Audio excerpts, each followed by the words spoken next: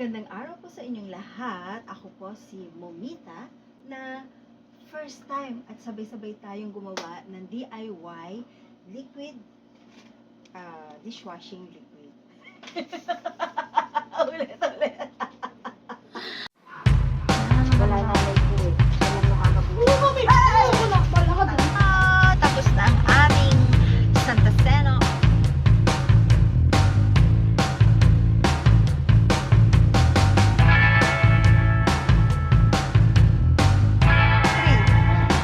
Ano ba to? Video? Ay, wait lang. Sorry naman. Magandang araw po sa inyong lahat. Ako po si Momita. Momita po ang tawag nila sa akin. Ngayon po magte-try akong gumawa ng DIY dishwashing liquid. Kasi ang sabi nila madali lang daw gumawa ng dishwashing liquid. Nakakuha po kasi ako ng product. Galing po ito sa Extreme Blooms. At nakakatuwa kasi talaga meron silang instruction kung paano gumawa ng DIY dishwashing liquid. At ang nakalagay po dito ay 12 components. So, inilanda ko na po lahat yung mga ingredients ito. Siyempre, meron po tayo rito sa isang drum. Kasi dito na rin kasi ako mag-store. Dito ko na rin sila i-procure.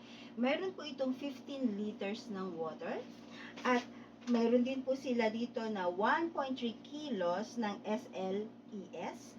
Meron din po sila ditong coloring, yung kampang kulay, kung ano pong gusto. Kasi ito pong dishwashing liquid na ito ay calamansi. So, siguro kulay green ito. Tapos, mayroon din po silang EDTA. Yan. Mayroon po silang antibac. Wow, may antibac talaga sila, no? Tapos, may sodium chloride sila. Okay? Meron din po silang scent. Ang scent po na napili ko ay calamansi. Kasi ito daw po yung best seller. Pero marami pa silang mga scent na available doon. Pero ito muna yung pinili ko. Tapos, mayroon po sila na preservatives. Siyempre, para hindi po masira yung ating gagawing dishwashing liquid. Meron silang foam booster. Meron silang degreaser. Meron silang moisturizer. Siyempre, naguhugas tayo. Kailangan po na hindi ma-dry yung ating mga kamay. At meron po silang detergent builder. At ang pang-12 nila ay ang foamer. Katulad kanina po, no, nung pagtanggal ko sa kanila, sa totoo lang, hindi ko pa sila ginagawa. May nahawakan ako, so tumakbo ako sa lababo. Ang bula-bula, hindi pa po ito nako-concentrate. So, saan yung nahawakan ko dito? So, mukhang okay ang Extreme Blooms na product. So, try po natin, ha? So, ang una daw po dito ay ilalagay natin yung 1.3 na SLES sa 15 liters ng water. So, dahan-dahan po natin. At syempre, meron po tayong kuntingin natin. Dahan-dahan natin ilagay. Yan. Yes. Pero habang nilalagay daw po natin sa yan, hahaluin daw po natin ito hanggang sa ma-dilute natin yung foamer. Pero sandali lang po. Mekos-mekos. Magme-mekos-mekos tayo mamaya. So, uubusin natin yung SLE nila. Imutin natin, walang masasayang na products. Yan. Pagkatapos ko pong ilagay yung SLE, kailangan po natin siyang haluin hanggang sa matunaw. Okay? Kailangan one way lang daw po yung paghalo para hindi po siya magbula-bula. Hi, okay. Nag-gloves na ako para hindi maano sa akin yung amoy. So, na-dissolve na po natin yung SLES. O, tama. At ang sunod natin ay yung coloring naman. So, ilagay natin lahat yung coloring. Okay. Habang hinahalo natin. Uy, kulay green. So nice. Pagkatapos ng coloring, ilalagay natin ang EDTA. Isa-search ko ha, next time. Para yung EDTA. So, kailangan po isang stroke lang yung paghahalo natin para hindi po siya bumula ng todo-todo. After EDTA, number 5, yung anti-bac. Ang ating pong washing liquid ay may anti-bac, antibacterial. Then, isang stroke. Then, after po nito, ay lalagyan na natin ang sodium chloride. Ang paglalagay po ay dahan-dahan habang nilalagay. So dahil wala po akong katulong sa sarili ko lang, so ako na rin po ang maglalagay ng sodium chloride. So po raw ay dahan-dahan. Tinulungan na po ako ng daughter ko. Nilagay niya po dahan-dahan yung sodium chloride. At lumapot siya. Ang ganda, oh. Ipapakita ko po sa inyo mamaya. Ang susunod po nating ilalagay ay yun ng scent na calamansi. Okay, ang cute. Eee. Teka lang ha. Yung ating scent. Calamansi scent. Okay.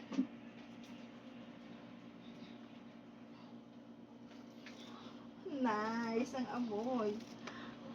Yan, stir. Yan. Kailangan daw po stir natin ng 1 minute. So, uy, tamang-tama ang clock ko. Ang bango. Naamoy ko siya, talagang amoy calamansi. Yan. After 1 minute, ilalagay na po natin yung preservative. Okay? Preservative. Preservative para hindi siya mapanis. Okay. Tapos, yung preservative, hahaluin pa rin po natin siya. After po ng ating preservative, ay ilalagay naman natin ang isang bottle ng foam booster. Tapos, hahaluin natin. Uy! Bumibigat na siya. Ibig sabihin talagang malapot na. Simutin po natin siya. Wow. Ito ang ating, kasi meron po mga oras o minuto na kailangan po natin sundin sa paghahalo. So, after ng foam booster, ay lalagay po natin ang degreaser. Ito po yung degreaser. Pag po ito nilagay ko, kailangan haluin po natin siya ng 5 minutes. Okay? Lagyan na po natin. So, mayroon po akong clock dito talaga. Congrats. 5 minutes. Pero hindi naman po kasi sinabi na lalagay natin ito ng 5 minutes sa mabilis na halo. Yung normal lang po na halo. Kaya ang tawag dito ay mekos-mekos. Magme-mekos. Yes. 5 minutes na po. Pinalitan ko na po yung panghalo ko kasi ito lang naman po talaga yung nakikita kong pinanghahalo nila. Yung big stick. Kasi maganda po pala. So, after 5 minutes po na paghahalo natin, lalagay na natin yung moisturizer para naman yung ating mga kamay ay maging malambot at hindi mag-dry. Lagay po natin yung moisturizer and then hahaluin po natin. Pero sa moisturizer po, wala na pong sinabi na kung ilang minuto, basta haluin lang po natin siya. Ang bango po niya talaga. Yan. After nahalo po sa moisturizer, yan, ay yun namang pong detergent builder. So, ito po siya. Pinagsunod-sunod ko na po siya.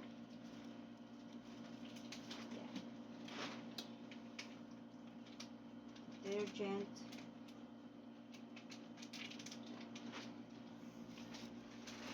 builder. Haluin ulit po natin. After po ng detergent booster, ang ganda po ng consistency. Mamaya po papakita ko sa inyo. Nakakatuwa siya. Simple lang siya. Ay ang ating foamer. Yan.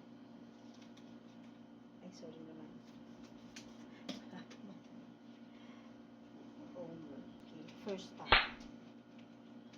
Kaya kailangan po isang stroke lang yung paghahalo natin para po mahalo natin siya at hindi mag-create ng maraming bubbles.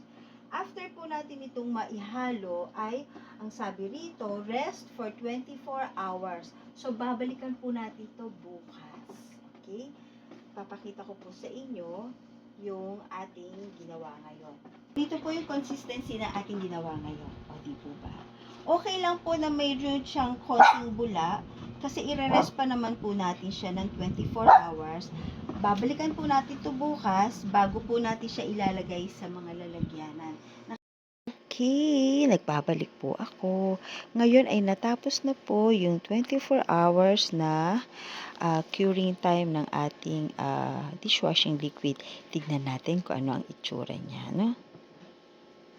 Yes, so, ang ganda. Naging clear na po siya at ready na po siya para ilagay sa lalagyanan. Tignan natin yung texture, ba? Oh, ang ganda ng texture niya. So, ready na po ito na mailagay natin sa mga lalagyanan. Sige, tignan natin kung makakailan tayo.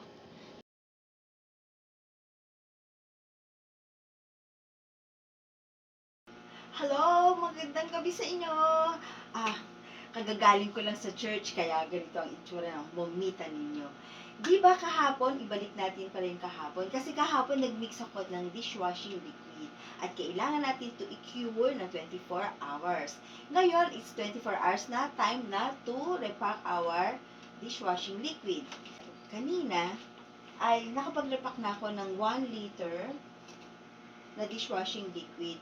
10 yung aking na-repack. So, ngayon, itatry ko naman dito sa 500 ml kung ilan ang magagawa natin dito sa ating ginawa ngayon. Sige.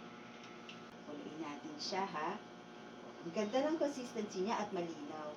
Kasi, nakapag-rest siya ng 24 hours.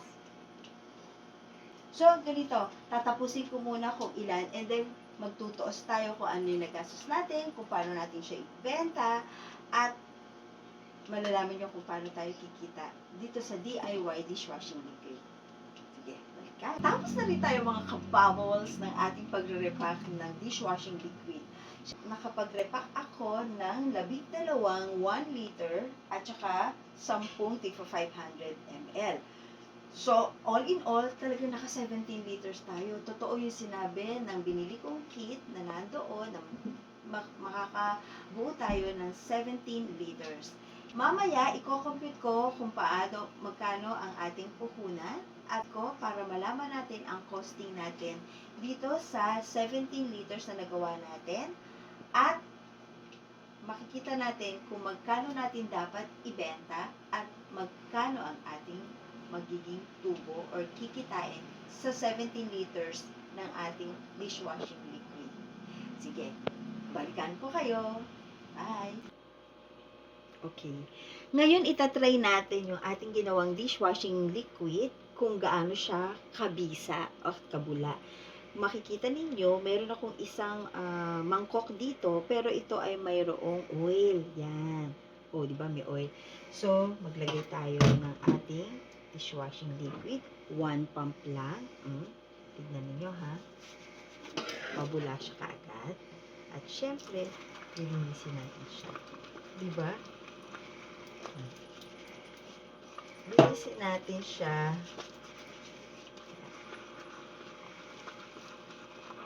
Yan, tingnan natin kung mabango at malinis siya. Okay?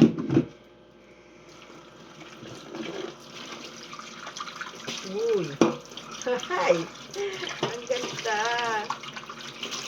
Walang mainit at tubig yan, ha? Okay. Ganyo, ha? Maganda siya at mabango. Mabango. Actually, mabango siya. Tingnan natin, ha? Sa kamay. Mabango siya, eh. Okay.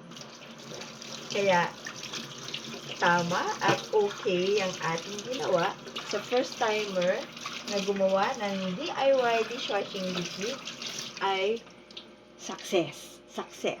Okay. Sana ay tangkilikin ninyo ang aming DIY na ito. Yung sticker nito dadating pa. So, ngayon wala pa ako nilagyan ng sticker. Papakita ko sa inyo yung sticker kung ano. Kasi may brand name na kami. Okay. Ito po ang costing sa ginawa nating dishwashing liquid.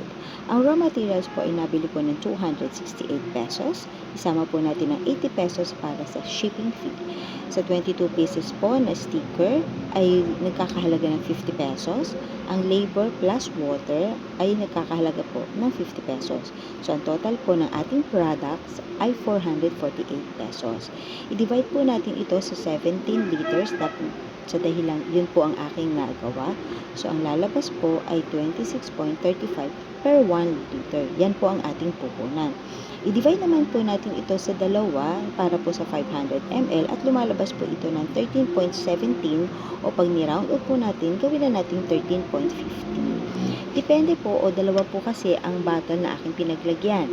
Sa PET bottle po, sa 26.35 na product, i-add po natin ang bottle na 7 pesos. So, ang puhunan po natin para sa 1 liter ay 33 pesos.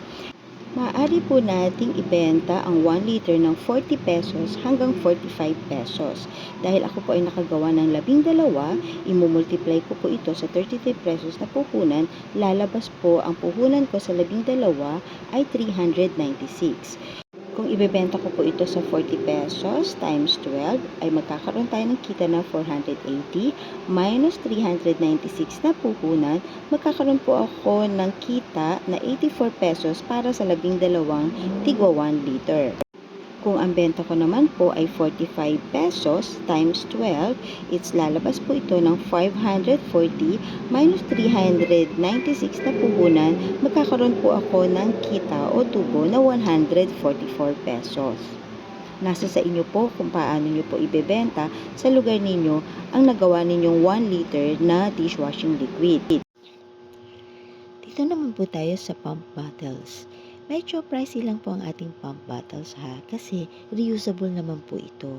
So, ang products po natin dito ay 13.50 plus 22.50 na pump bottles. Total na puhunan natin is 36 pesos. Nakagawa po ako ng 10 pump bottles. So, 36 times 10 is equals to 360 para sa 10 pump bottles at maaari po natin itong ibenta ng 45 pesos hanggang 50 pesos. O di po ba? Tara, mag-compute naman tayo. Kung ang pump bottles ay ibebenta natin ng 45 times 10 na nagawa natin is equals to 450 minus 360 na puhunan natin. So, ang tutubuin po natin o ating kikitain ay 90 pesos. At kung ibebenta naman po natin ng 50 pesos ang pump bottles times 10, nakagawa tayo, is 500 pesos minus 360 na puhunan, mayroon naman po tayong tubo or kita na 140 pesos. Narito naman po ang comparison. Kapag ang 1 liter natin ay ibebenta natin ng 40 pesos, kikita tayo ng 84 pesos. Pag ang pump bottle naman po ay 45 pesos, kikita naman tayo ng 90 pesos. So, ang total income natin ay 174 pesos. Kung ang 1 liter naman ibebenta natin ng 45 pesos, may income tayong 144 at ang pump bottles ibebenta natin ng 50 pesos, may income tayo ng 140. So, ang total income naman po natin ay 284. Hindi na po masama, hindi po ba? Ang raw materials na ginamit po natin dito ay biodegradable from Extreme Blooms. Kaya nakakasiguro tayo na kalidad ang ating dishwashing liquid at hindi po siya harmful sa ating kalusugan. Sana po ay tangkilikin ninyo ang bunti nating negosyo. Maraming salamat po.